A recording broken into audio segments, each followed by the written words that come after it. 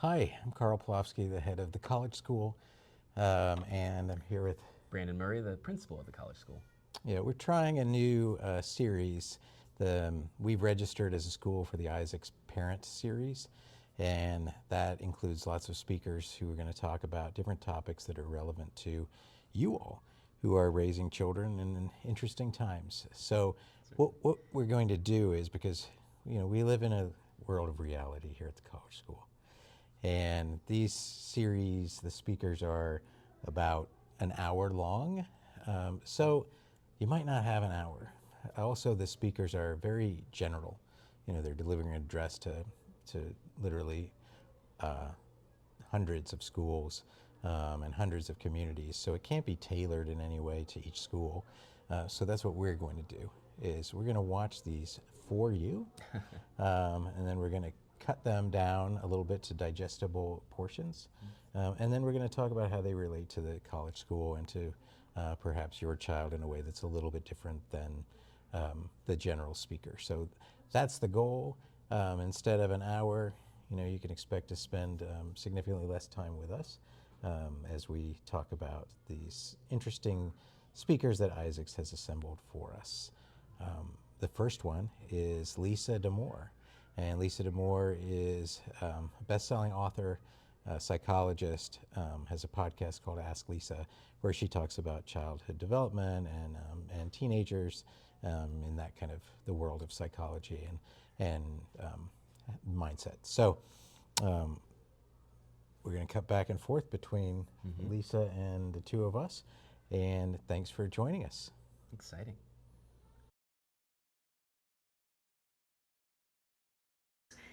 The students who thrive academically are actually not necessarily the ones with the most intellectual firepower. It is really nice for them if they have it, but the kids who really do well over time know how to work and know how to do work that they don't feel like doing. And those are sort of the two magic things. So she mentions the importance of how to work, how to do work, or how to work in a way that is successful even if they don't feel like doing work. And I think there's a lot to unpack there, but what I really think about is the importance of our model of education and how we center this notion of holistic education. Yes, academic rigor is important. Yes, it's important to be strong in these core areas of content knowledge, but it's just as important to build and solidify executive functioning skills. It makes it easier for folks to be successful here and in the future in whatever endeavors they might engage in. If you have thoughts about that, Carl. Yeah. I think that's exactly right. I think there are a few times in her presentation where she talks about part of the purpose of school is to put work in front of students they don't want to do. We're going to come back to that a little bit later because we have thoughts on that and how that may or may not apply to the work we ask our students to do. Most definitely.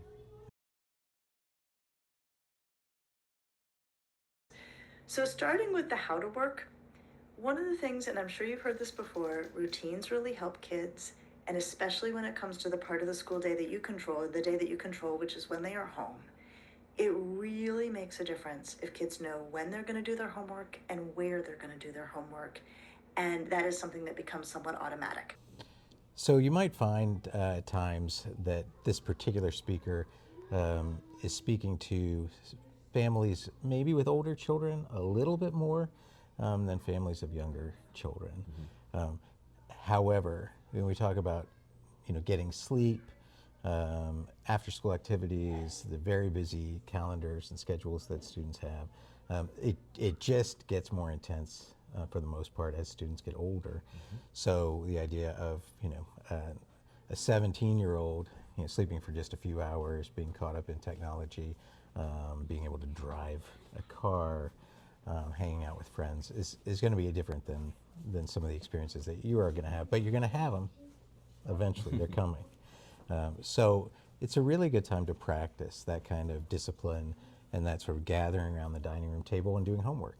And now, you might do that for 15 minutes a night. And then later it might be an hour and a half when the kids get older. Right. But establishing the habits at a time when the stakes are kind of low, which is now, really is going to help prepare them for when they get older and their lives become even more busy. And when I hear this idea of things becoming automatic, I again go back to the programming that we have here, where we want things like risk-taking to be automatic. We want struggle to be, in a sense, automatic, because there's great richness of experience that comes from that kind of struggle. And so what Lisa's advocating for is this establishing of structures and routines and procedures that make things that might seem a bit more difficult or challenging, to make those a bit more approachable. Right. School is supposed to be stressful. This is a really strange idea in many ways. Like, we don't think about school in that way, and we don't think about stress in that way. But I promise you, school is supposed to be stressful. And if we think about it in that way, we can be hugely helpful to our kids. Okay, how does this work? The way we want to think about school is the way we think about a strength training program. Like literally building muscle in the gym, in the weight room. Everybody knows that if you want to gain muscle, you have to go into the weight room and pick up weights that are literally stressful, right? If you are strength training and it feels good, you are doing it wrong. So this is how we think about school. If we want kids to develop their intellectual capacities, if we want kids to develop their ability to do a lot of work, they actually have to do work that is hard. They have to do work that is more than they are used to. It is only when they are pushing up against that edge of what they easily do that they gain capacity. Stress, like many uncomfortable emotions, has gotten an entirely bad name. There are a lot of people, not just kids, a lot of people walking around with the idea that stress is inherently bad, that you're not supposed to experience stress. This is not true. Stress is what we feel when we're adapting to new things. It's when we're building capacity. There's limits, but everyday stress is normal and expectable. But so long as a person, and in this case your student, is holding on to the idea that stress is bad, then when school is being what school should be, which is stressful, they get stressed, and then they get stressed about the fact that they're stressed. I really want to stop and pause on this notion of stressed about being stressed. I think that when anyone, a child or an adult, encounters a difficult situation, if we don't have the tools that we need in order to engage that situation, we can really perseverate on the action itself. What we try to do as a school is to give them the methods and the tools that they need so that they don't have to stress about being stressed. And so it's really important to build those executive functioning skills and to present them with opportunities in a controlled environment, in a safe space, so that they can navigate stress in a healthy way that makes them feel confident and makes them feel resilient, and results in people who are confident citizens of our world. Yeah, I mean, I think we've all experienced this in our lives, right? Where we think, is this normal? You know, I'm feeling overwhelmed, and what I do for myself and for those around me who are willing to listen to me is to say, let's break this down. It's sometimes even the things that we do at our school, it can feel like a lot. But if you just say, okay, well, what do you have to do tomorrow? And what do you have to do next week?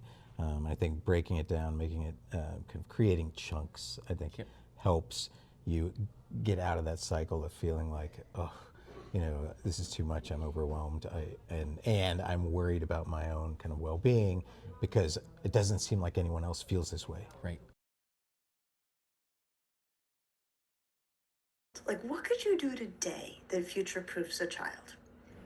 And I think one of the most important things that kids are going to need, whatever comes, especially in all of this uncertainty, is they have to be highly adaptable.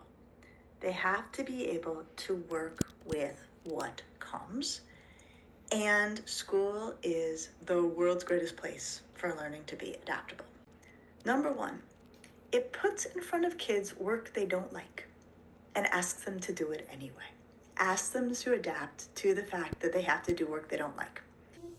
She mentions this idea of creating emotionally durable people, and that it's really difficult to be emotionally durable if you are stressed about being stressed. And so I wonder, Carl, from your perspective, how do you see our programming responding to this notion of creating more durable humans? Yeah, she also, again, back to that idea of putting work in front of them they don't want to do. There it is. Is the one thing that I think you and I both sort of cringed Yeah. at that. No question, in many schools that's true, but it is never our intention to put work in front of students that they don't want to do. No, How not. we hope to create adaptable, flexible people is through the entire program. And part of what we see in our program is they go out in the field. It's raining. Okay, they didn't plan for that, so we have to adjust. A certain route that they were going to take is no longer available to them. They have to adjust. Maybe the night didn't go the way you thought it was going to go, and you have to adjust to that. Maybe your friends are creating challenges for you on a certain trip, but how we want to create or help create adaptable, flexible students and young people is by challenging them, but not putting things in front of them that they just don't want to do. Right.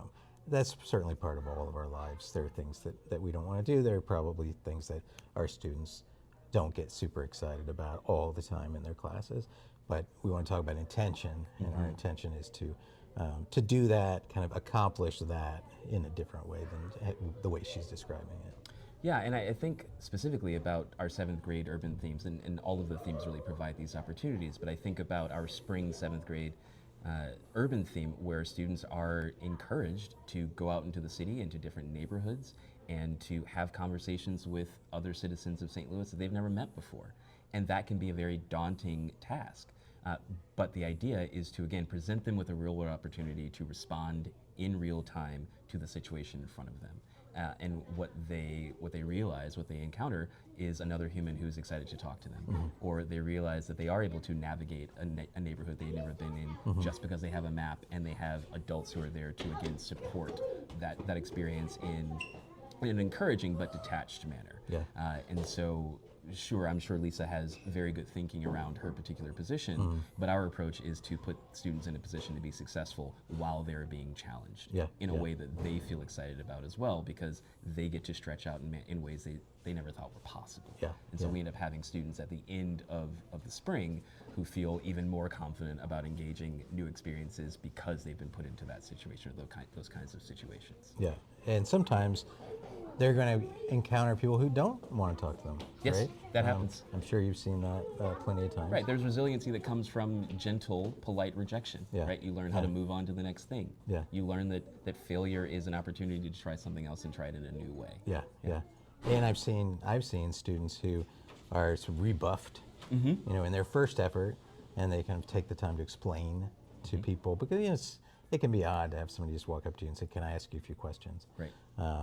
But if after the first sort of, "No, I don't think I want to do that," I've seen the students explain, "Well, here's what we're trying to accomplish. Here's what we're using this for," and then those people may end up deciding to talk and to share things, and share things that might be extremely interesting for our kids. Right.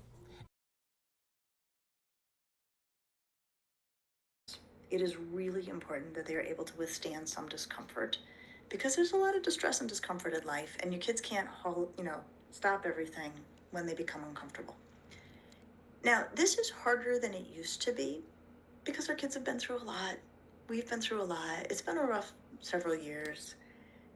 And on top of that, we have, as a culture, started to have this grand misunderstanding about what it means to be mentally healthy. And this is really important. Too often, adults and then kids sort of getting the trickle down from this walk around with the idea that you are only mentally healthy if you feel good, or you feel calm, or you feel relaxed. Okay, this could not be further from the truth. And it's actually a really scary idea, right? If you walk around with the idea that you're mentally healthy or your kid's mentally healthy only when feeling good, then as soon as you or your kid feel bad, you have worries about mental health. No. Distress is a Wednesday, right? Like, you can start the day in a great place and then somebody does something dumb and now you're annoyed and upset. That does not mean your mental health is suddenly cratered. It means you're having a very bad day. It is really important that we understand this and we help our kids understand this, because you can't be an emotionally durable person if every time you are upset, you worry there's something really wrong with your mental health. So, okay, Now, here's how we help them be emotionally durable, is with that backdrop of everything I just shared, we help them be unafraid of uncomfortable emotions. The way we do that is we show them that we are unafraid of their uncomfortable emotions. We are unafraid. We have to be unafraid of their uncomfortable emotions. That sounds hard to me. Yeah, I think that's honestly, I think that's the most challenging thing that she talks about. Because when your children come home and they share, sometimes at great length, an injustice or just a general problem that they're having, as a parent or as a guardian, as a family member who's supporting these children, I think it's a very natural instinct to try to fix that.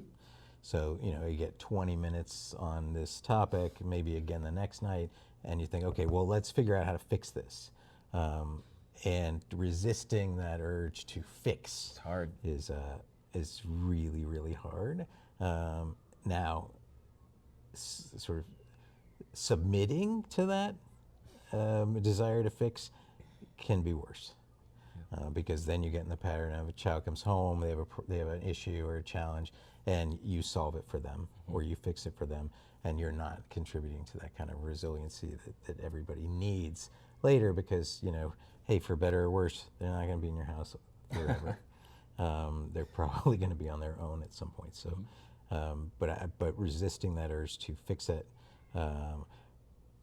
even just kind of, for lack of a better word, enduring this story that could be miserable for an hour requires a certain level of patience, especially after maybe you've had a long day. You know, maybe you didn't have a good day, and so to kind of sit and listen to this, feeling this griping, is going to require a lot of patience, and to not shut it down, and also to not solve it. You know, this is a very fine kind of line that you're trying to find balance. So. And the message there, I think, from the parental standpoint is to the child, this is manageable.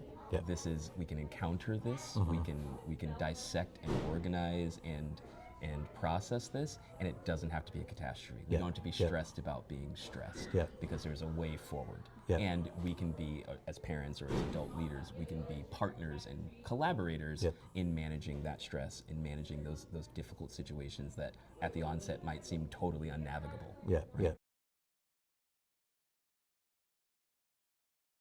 So thanks for joining us for our first episode of Too Long Didn't Watch, which we hope to be a series for us. And the plan is to have the ISACS presenter, and then us following in this kind of system after that presentation date. And that next presentation date is? Tuesday, October 28th, where we'll hear from Jonathan Haidt, the author of Anxious Generation, and he'll be talking about how the great rewiring of childhood impacted everything and what we can do about it. Thanks for joining us. See ya.